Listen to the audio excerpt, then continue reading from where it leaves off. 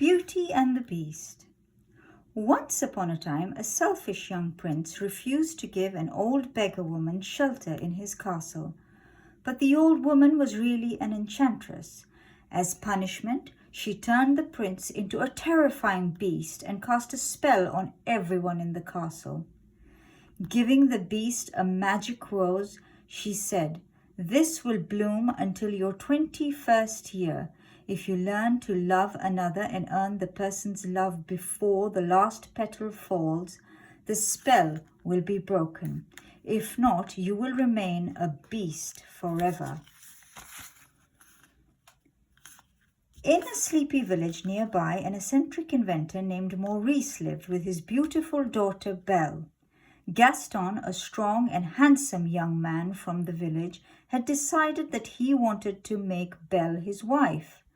"After all," he told his friend Le Fou, "she's the best-looking girl in town." Gaston arrived at Belle's house, confident that Belle would agree to marry him. But when he asked her, Belle refused him without a second thought. She knew she could never marry someone as arrogant and conceited as Gaston. One day Maurice set off for a fair with his latest invention. As night fell, he lost his way and had to seek refuge in the beast's castle.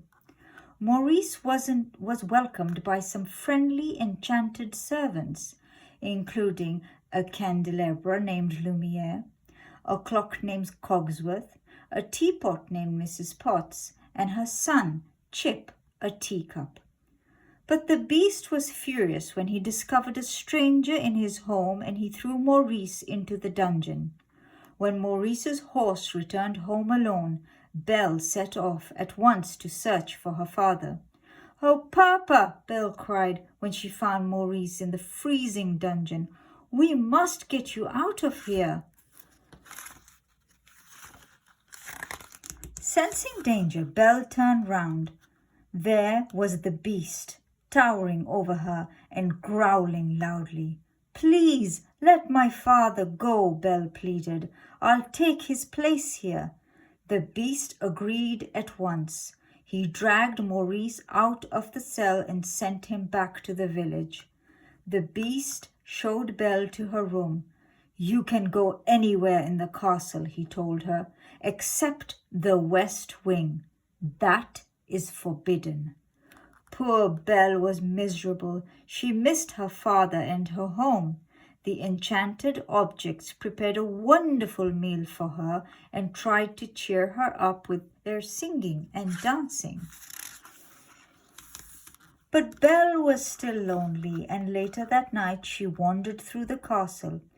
She soon found herself in the west wing. There, among broken furniture and cracked mirrors, she found the magic rose, its petals drooping sadly. Just as Belle reached out to touch the rose, the beast burst in, howling with rage. Terrified, Belle ran out into the snowy night. Belle leapt onto her father's horse and set off blindly into the dark forest. Suddenly, she was surrounded by a pack of vicious, hungry wolves. Just as the wolves closed in for the kill, the beast appeared through the trees. Fighting bravely, he drove the wolves away. But then the beast sank to the ground in pain. The wolves had injured him. Belle knew she could not leave him there alone. She took the beast back to the castle and gently tended his bleeding wounds. He seemed quite different now, and Belle was no longer frightened of him. Meanwhile, at the village tavern, Gaston was still brooding over Belle, even though his friends did their best to cheer him up. Suddenly, the door burst open and Maurice raced in. "Help!" he cried. "Belle is being held prisoner by a monstrous beast." The men in the tavern burst out laughing. They thought Maurice was mad, but Gaston smiled to himself. He had thought of a way to make Belle marry him. He called a tall, sinister-looking man over to his table and began to tell him what he had in mind. As the days passed, Belle and the Beast spent more and more time together. The enchanted servants were delighted. They were certain that Belle would fall in love with their master and break the spell. But time was running out. Each day more petals fell from the magic rose. One evening, after dining and dancing together, the Beast and Belle sat out on the terrace in the cool night air. "Are you happy here, Belle?" asked the Beast. "Yes," replied Belle. "I just wish I could see my father again." "You can," said the Beast as he gave Belle a magic mirror. "This will show you whatever you wish." "Oh, thank you!" exclaimed Belle. But as she gazed into it, Belle saw her father lost and trembling with cold as he searched for Belle. Although the Beast loved Belle, he knew he had to let her go to her father. "Take the mirror with you," he said sadly, "so you can remember me." Belle set off from the castle and soon found Maurice. She brought him safely home and put him to bed. The next day Gaston arrived at Belle's house with a crowd of villagers. He said that Maurice would be taken to an asylum unless Belle agreed to marry him. "My father's not mad," cried Belle. "He must be," said Le Fou. "He was raving about a monstrous beast." "The beast is real," cried Belle. "Look!" She held up the magic mirror, and the crowd saw the beast for themselves.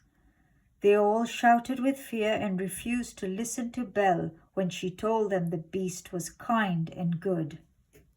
The men marched up to the castle doors and broke them down. Cogsworth led the enchanted servants in a brave defense of the castle, but the beast missed Belle and was too heartbroken to fight. Even when Gaston beat him with a club and forced him onto the castle roof. Only when he heard Belle's voice did the beast look up. "You came back!" he cried, rushing to embrace Belle. This was the chance Gaston had been waiting for. Drawing his dagger, he stabbed the beast in the back, but as the beast collapsed, Gaston tripped and fell tumbling from the roof.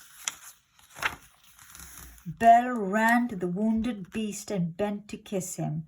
The last petal was just about to fall from the rose. "You can't die," sobbed Belle. "I love you. I wish I had never left you alone." Suddenly, a magic mist surrounded the beast, and before Belle's astonished eyes, he changed into the handsome young prince he had once been. One by one, the enchanted servants became human again. Weeping with joy, they hugged each other as the prince swept Belle into his arms. The prince had found his true love at last, and the spell of the enchantress was broken. As the sun burst through the clouds, they knew they would all live happily ever after. The end.